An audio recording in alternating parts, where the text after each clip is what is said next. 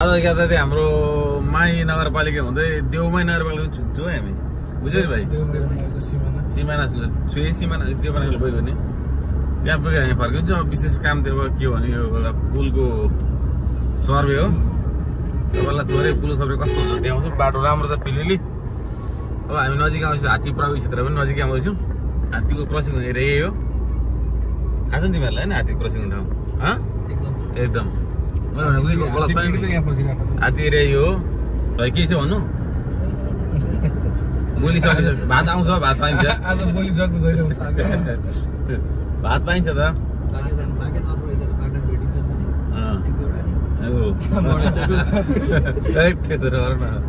ठ्याक्क जङ्गल आएपछि त्यहाँनिर भेटिन सक्छ क्या कहिले क्रसिङ हुन्छ मलाई थाहा छ ठ्याक्कै।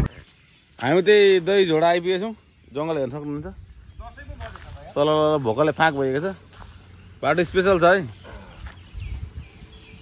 अब हाम्रो यात्रा चाहिँ सुखानी हुँदै अगाडि बढ्छ। बाटो स्पेसल छ।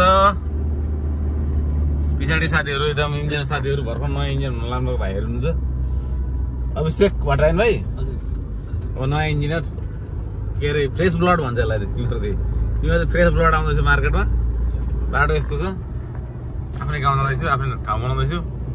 त्यो अब झापा छोडेर इलाम लाग्यो। धेरै शहीदहरू शहीद भएको छन्। हामी यहाँ इलाम लाग्यो। इलामको चिसो पनि आउनु थाल्यो। एसी तेल होला है। यो चाहिँ यहाँ बाहिर शहीदको मूर्तिहरू बनाएको छ। यो शहीदको मूर्ति पहिले पनि देखाएको थियो फोटोमा त्यो भिडियोमा यस्तै मिलाएर। यो गाई झर्ला सुकाने पुल पनि बनाइदिएको छ अहिले। कोही शहीद नहुन् बाटो हिँड्दा भनेर हिँड्दा पनि शहीद हुन सक्छ। शहीदहरू 5 शहीदको फोटो छ। रुख यो ओरिजिनल हो खास। यहाँ शहीद त यहाँ हो क्या। 1 2 3 4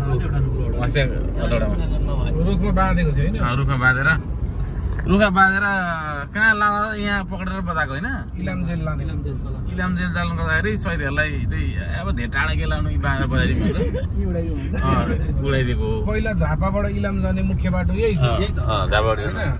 अनि झापा जेलबाट चाहिँ इलाम जेल सार्दाखेरि पञ्चायतले चाहिँ ठोकिदिएको अप्ठ्यारो जेल चलान गर्नु भनेर राजाको उकालो त्यसलाई चाहिँ पहिलेका बाजेहरूले ज्यामाको तरेली भन्थे। जति पनि उता बिग्रेका मान्छेहरू चाहिँ ज्यामाको तरेली कटाउने भन्थे अरे। ए कटाउ खुवाइदिए यो गाउँ कटाबाट धाउने क्या उता ज्यामाको उकालो कटा खुवाइदिए नि जहाँ आइज भन्ने। अनि जति पनि यता यो शुक्राहारतिर बसेका मान्छे छन् अनि सबै बिग्रेका हरू मात्रै छन् भन्थे क्या।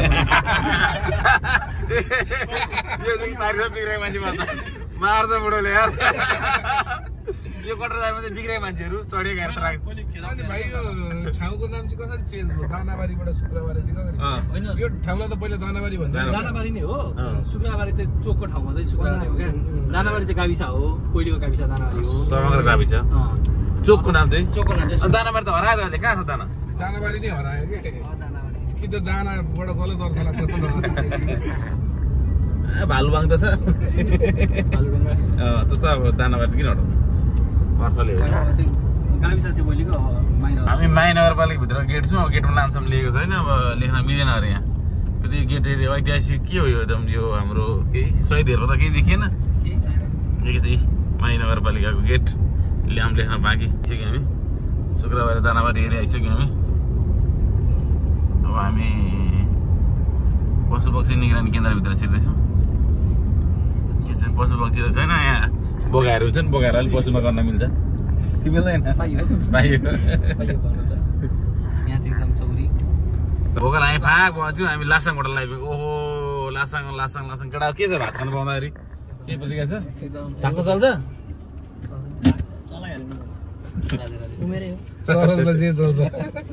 उमेर भएर भात खाना कुरेर बसेका छन्। यस्तो भिडियो राम्रो ल के छ भात आज सरामको छ? बिहानदेखि के खाएको छैन भाइ? केही खाँदैन ल। भात आइसकेको छ केटा मकै मिसेको भात। अरे यस्तो भात चाहिँ लगभग पहिले पाहाडमा यस्तो खानु पर्यो भनेर मलाई चरेको। अहिले फेरि पाहाडमा यस्तो खाइन्छ। त्यो है भातै नि न्यु इयरको मात्रै हाम्रो पार्टी भइसकेको छ। भट्टर भाइ भण्डारी भाइ मेरो ल भाइ के त हुन्छ नि होइन तिमीहरू के लगाइने हो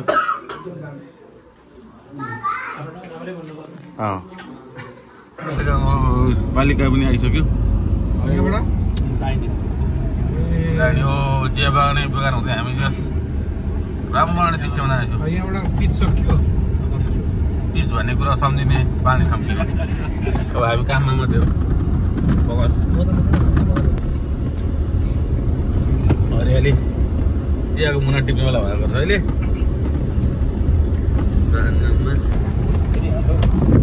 बाटो हाम्रो राम्रो छ त्यो बाटोलाई राम्रो नराम्रो हुँदैन बाटो बाटोले साइड चाहिँ हो धन्यवाद है धन्यवाद बाटो राम्रो छ यतिको बाटो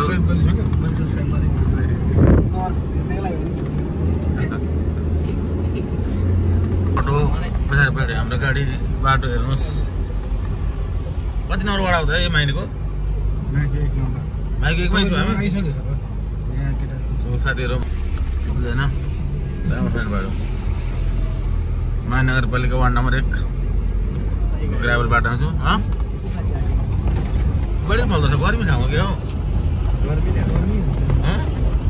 जहाँ पनि सुपारी हुँदैन जाडोमा त हाम्रो अगाडि हामी चाहिँ अब महानगरपालिकाको वार्ड नम्बर 1 को तेह्र कुनै पोखरीमा आएको छौँ आज पिङ पनि खेलेर जानेछौँ आज चाहिँ हामी यो नयाँ वर्षको पुरो सन्ध्यामा होइन 81 साललाई बिदा गर्दै गर्दा हामी चाहिँ अब यो तेह्र कुनै पोखरीमा घुमेर बिदा गर्नेछौँ तेह्र कुनै पोखरी हेर्न सक्नुहुन्छ अरे भाइ भाइ 13वटा कुना छ यहाँ आउनु त समस्या छ आइसिधै फिल चिल होइन गाह्रै छ तपाईँहरू अटो छ भने आइपुग्नु हुँदैन साइकल पनि आइपुग्नु हुँदैन 4 व्हिल गाडी बाइक ल भाइ तेह्र कुनै पोखरीको के बोर्डिङ सुटिङ केही गर्नु छ बोर्डिङ रहेछ त अहिले बोर्डिङ चल्दैन होला हौ तपाईँहरू यहाँ आएर बोर्डिङ पनि गर्न सक्नुहुन्छ आम्मा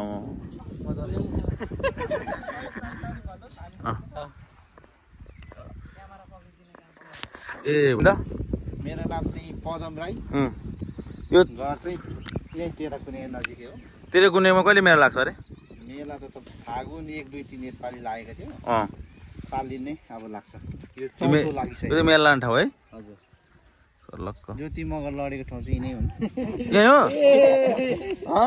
हो ल ज्योति मगर लडेको ठाउँ त्यहाँ चाहिँ हामीले लगायो ज्योति मगरले लडाइहाल्यो तिग्रा देखाइहाल्यो ए हाम्रो रकेम बुढोले ज्योति मगर लडेको ठाउँ है लडेको भन्दाखेरि ओछ्यान भएन नि उसले स्टेजमा फेरि अर्कै तेह्र कुनै पोखरी माई नगरपालिका 1 नम्बर ज्योति मगरले यही स्टेजमा लडेको हेर्न सक्नुहुन्छ एकदम रमणीय ठाउँ छ शीतल यहाँ शीतल छ है अतिरभन्दा पिरा के हो यो के पिङ रे रोटी पिङ यो पहाडको ओरिजिनल रोटी पिङ यहाँ बन्ड आउँछ झिकेर छ अब यस्तो दिन हुन्छ